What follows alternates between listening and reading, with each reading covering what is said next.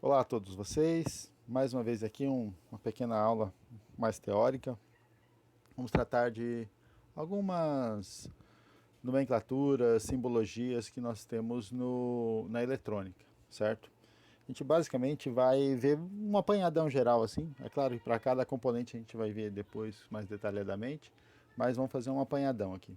Aqui nós temos as unidades elétricas, né?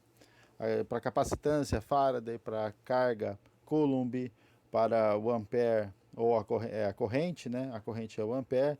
Lembrando que Coulomb, Coulomb por segundo é ampere. A energia é Joule, força Newton, frequência Hertz. Basicamente, você faz uma vez por segundo alguma coisa, você tem um Hertz. Então, um Hertz é 1/segundo. A indutância Henry, fluxo magnético Weber, potencial Volt, potência Watts e resistência Ohm.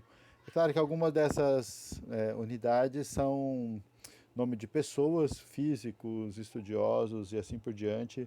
É, a maioria lá do século XIX, em torno de 1800 alguma coisa, que desenvolveram importantes trabalhos na área de eletricidade. O Volta é do século XVIII, porque Alexandre Volta, né, que desenvolveu a pilha, mas é ali no finalzinho, né? Aqui nós temos, basicamente, a lei de Ohm e a lei da potência, é, ou seja, a lei de Ohm, R dividido por tensão sobre corrente, né? Tensão dividido por corrente. Misturado com a potência, com a expressão de potência, tensão vezes corrente. Aí você faz essas manipulações aí, você encontra tudo basicamente o que está aí, certo? É claro que dá para fazer bastante coisa com potência, tensão, resistência, corrente. Basicamente, a partir dessas duas expressões você obtém todas essas que estão aí. Bom, é importante pensar com relação aos prefixos métricos, né? Tera, giga, mega, quilo, hecto, deca são potências de 10 positivo, né? Tera 10 a 12 e assim por diante. E aí, quando você tem 10 a 0, é a sua base, né? Aí você tem desse, centi, mili, micro, nano e pico para potências negativas, né? No caso de pico, 10 a menos 12. Claro que não é só isso aí, tem coisas mais, tanto maiores quanto menores, né? E em eletrônica isso está se tornando, de certa forma, bem usual. Bom, a gente basicamente vai ver aqui essa tabela que está à esquerda de vocês. Começando aqui então pelas fontes, né? Então, em geral, eu tenho fonte de tensão e corrente, certo? Tem ali uma fonte resistiva, então eu posso ter ali alguma fonte que vai me proporcionar resistência, né? Ou impedância, se você quiser, né? Tenho dois símbolos de terra, né? Tem o terra que é o terra mesmo, como no fio está ligado na terra. Essa terra nossa mesmo, terra de que suja a mão, barra e tudo mais. Ou eu posso ter um terra virtual, né? Ou seja, eu estabeleci que aquele ali é o terra, mas não necessariamente que ele está ligado à terra. Então tem essa diferença entre esses dois símbolos. É claro que também a gente tem símbolos que são americanos e alguns europeus, né? Bom, símbolos de bateria ou de células simples ou múltiplas, né? Eu tenho 4 pilhas ali de 1,5 volt dando 6 volts a soma. Tem a fonte de corrente alternada, tenho algumas fontes de corrente e tensão, e eu tenho ainda fontes de corrente ou tensão controladas ou por tensão ou por corrente. Isso é importante para a nomenclatura e modelagem de alguns componentes, como o transistor, por exemplo, amplificador operacional. Na eletrônica muito básica você não vê nada disso. Na eletrônica um pouco lá mais avançada, e principalmente para efeitos de simulação, isso é importante, né? Os primeiros componentes são chaves elétricas, ou seja, chave que é controlada por eletricidade. É o relé, então o ENIAC, computadores extremamente antigos ali da primeira metade do século XX, 1940, 1950 ali, eles tinham muito, mas muito relé. E a válvula e o transistor vêm justamente substituir essa questão de relé.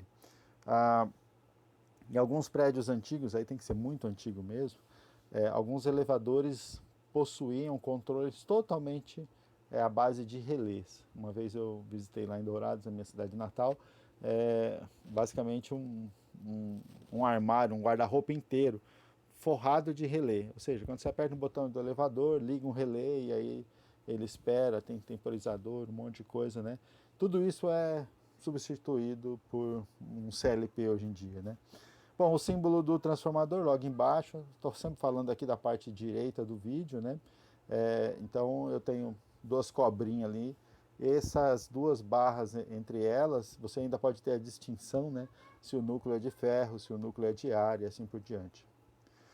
Resistores, componente absurdamente utilizado, de um lado europeu, do outro lado americano, né? Ou seja, um é uma cobrinha ou é um quadradinho. Em geral, aqui no Brasil, o pessoal usa o quadradinho mais para impedância, né? Aí pode ser um componente, o que vai ser uma impedância. Uma parte feita com resistência, mais um indutor ou um capacitor. Aí você põe isso num quadrado, né? E representa esse valor. Eu tenho resistores variáveis, em geral, então ele vai ter uma setinha, e essa setinha ainda, no caso dos potenciômetros que a gente vai ver um pouco mais para frente em outras aulas, alguns potenciômetros ele tem o pino central derivável. Isso é interessante para algumas aplicações, né?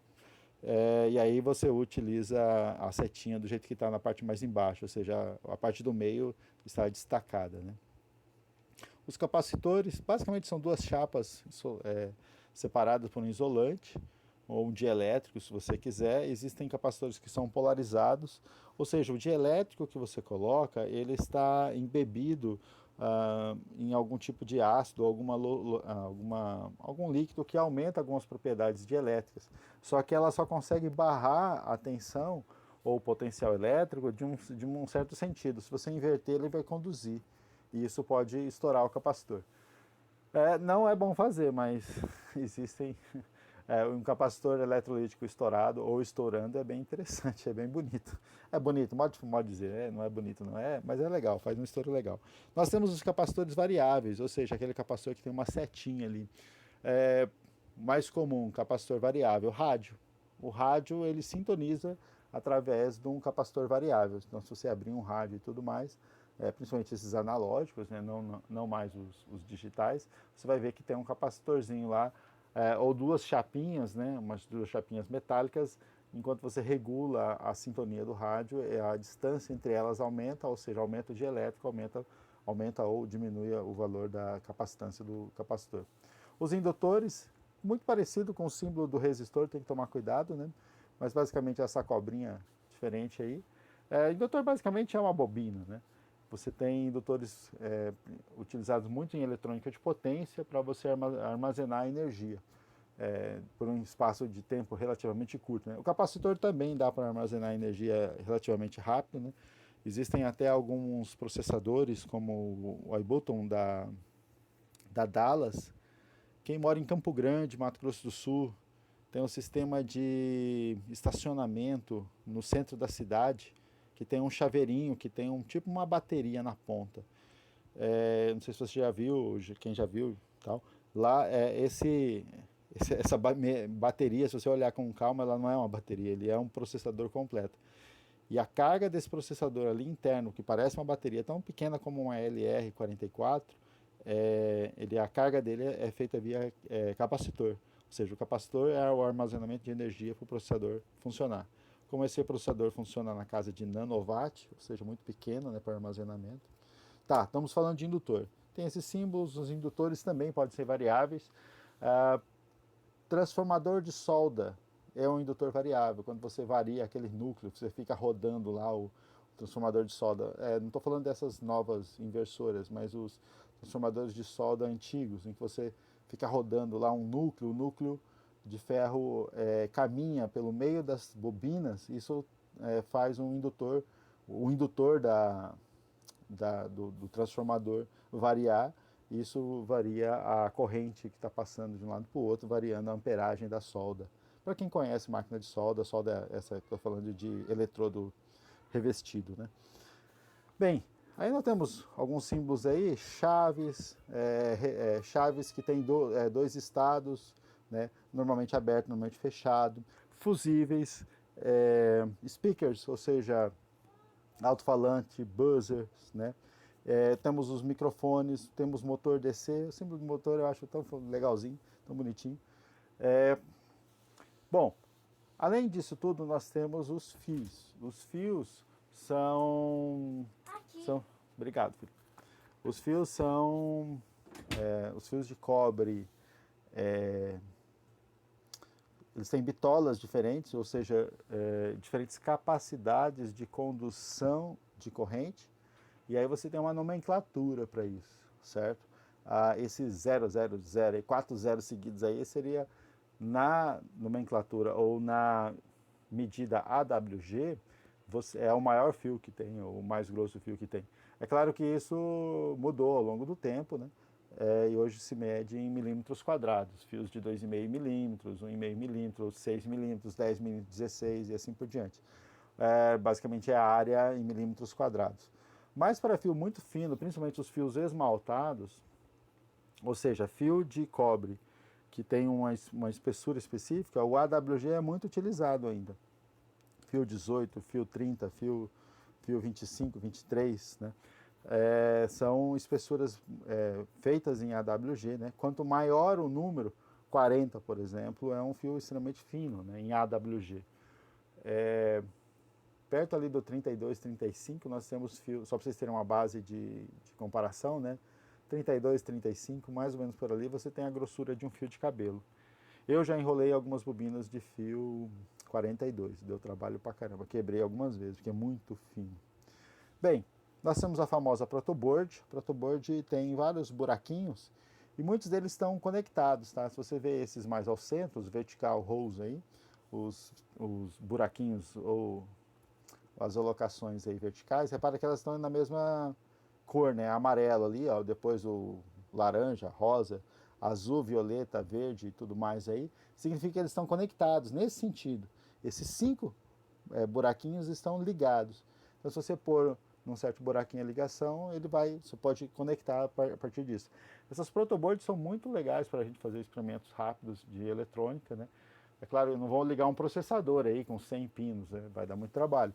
Mas alguns circuitos integrados, capacitores, indutores, resistores, um pisca-pisca que você vai fazer alguma coisa.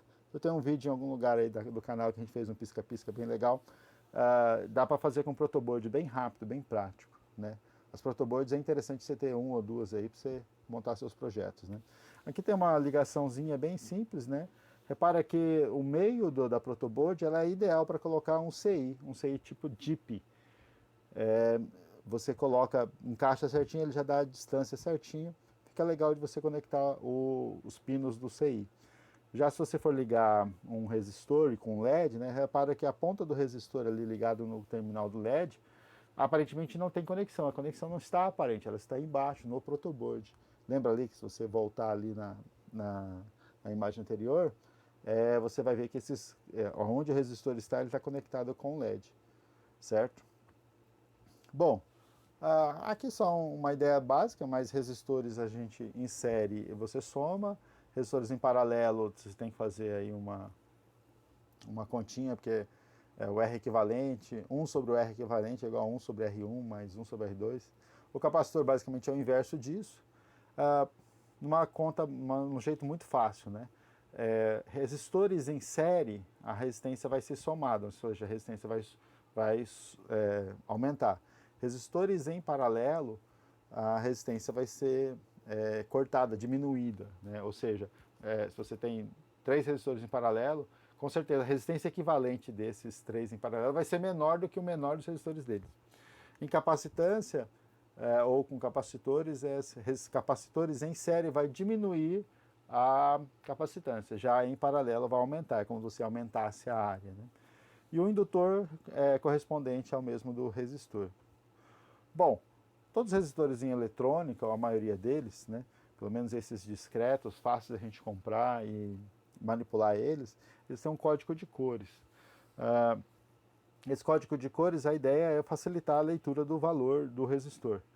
Lá no passado muito distante, em 1900 e sabe Deus quando, imaginava-se que ler as cores é mais fácil do que você escrever. Porque se você escrevesse, poderia apagar. Aí, então, quando você pinta esse resistor ao longo de todo o corpo, é mais fácil de manter essa cor. Então, aí se pensou, imaginou o código de cores. Hoje, a gente já vai ver aí, hoje em SMD, prefere-se escrever o número mesmo, certo? Temos uma questão muito complicada, quando você queima um resistor, ele apaga todo o código dele, fica bem complicado você substituir. Mas o código eu posso ter resistores de 4 cores, 5 cores, 6 cores, né? Basicamente, de 4 para 5 a diferença é a precisão, você tem uma precisão bem maior de valores, né? E além para 6 cores você tem um fator de temperatura, ou seja, além de ele ser um resistor de uma precisão muito boa, você ainda tem um valor, uma tolerância com relação à temperatura, um fator de temperatura.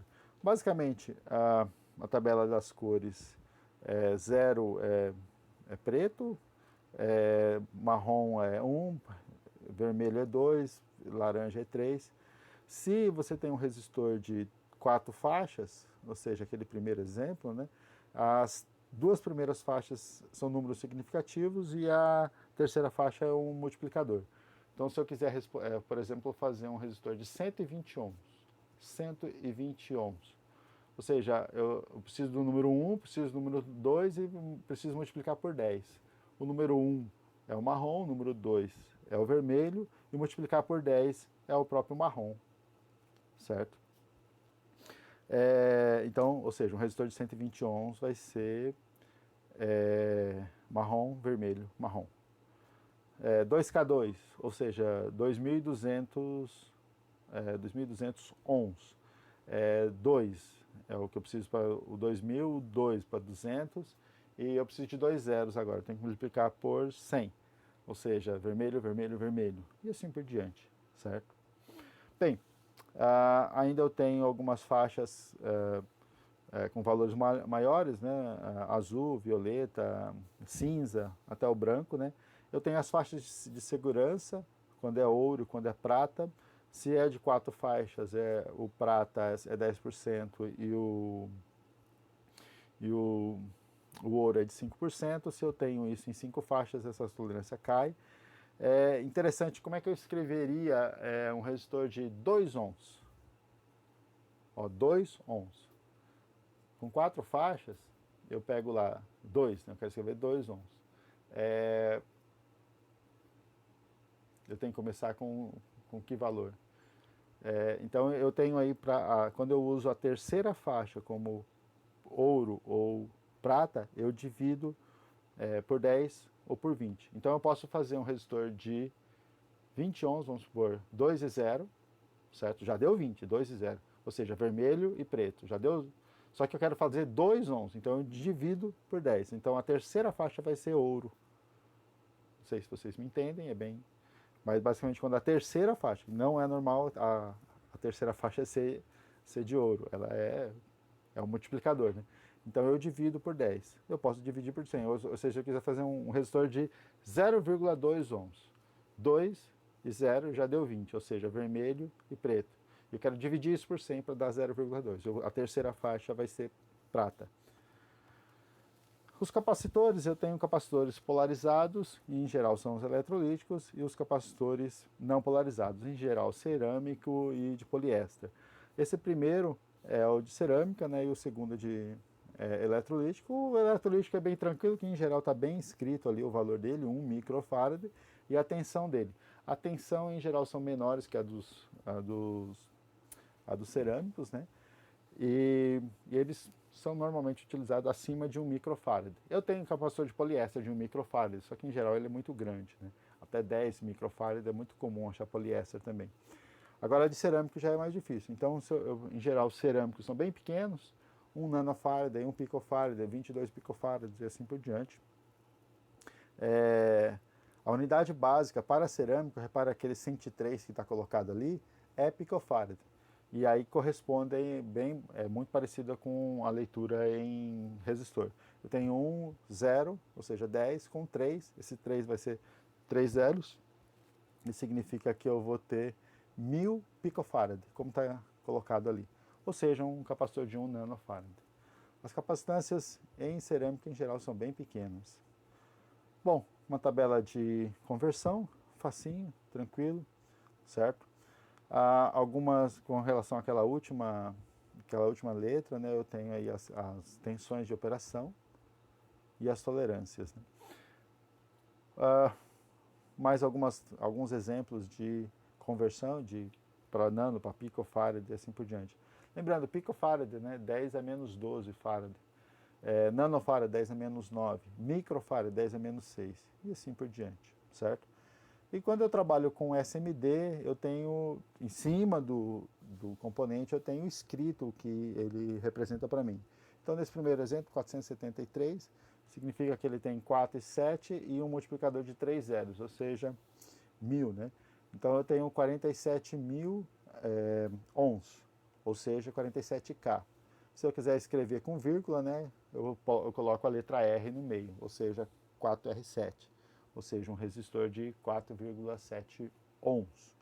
O capacitor é parecido, certo? Então, mais uma vez, a unidade básica para o capacitor é em picofarad, então 473 vai ser 47.000 picofarad, ou seja, 47 nanofarad, com uma tensão de 16 volts.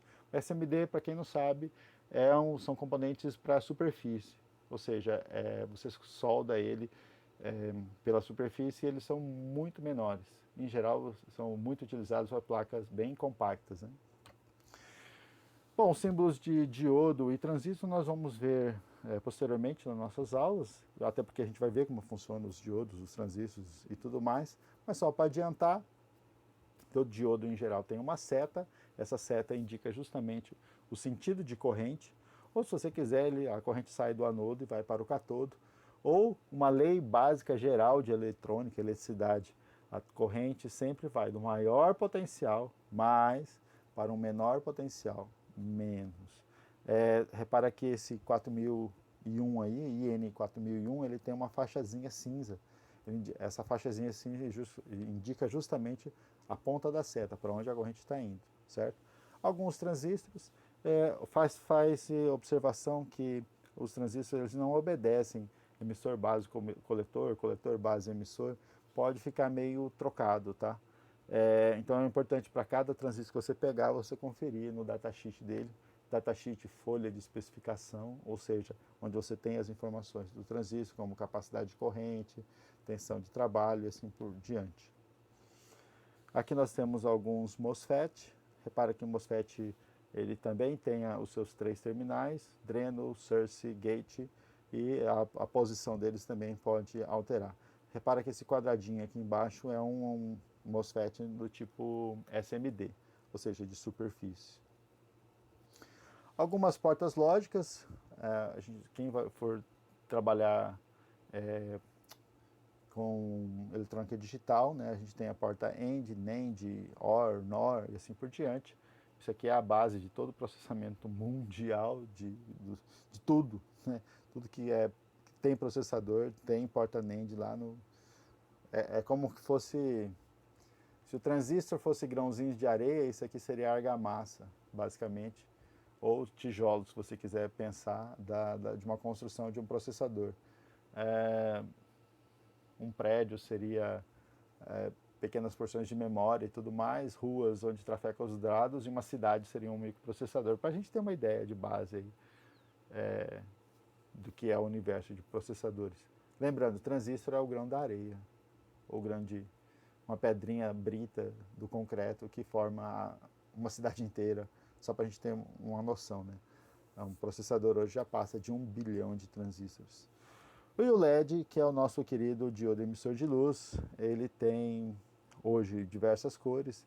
Quando eu comecei a trabalhar faz tempo pra caramba, não era tanto assim. Ele possui também uma tensão de trabalho. Repara que o verde, o vermelho é uma tensão de 1.8, o laranja 2, o amarelo 2.2, o verde 3.5, o azul 3.6, o branco 4 volts. Não é exatamente preciso isso, depende do fabricante, depende de vários fatores.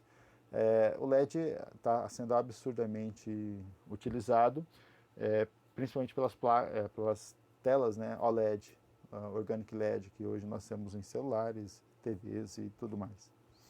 Aí há algumas diferentes tensões para LED. Bem, gente, para nós, basicamente isso, é um é um rápido overview aí do que é eletrônica e algumas unidades que a gente vai observar e vai precisar para trabalhar com ela. Por enquanto, ou por hoje, é só. Obrigado, valeu.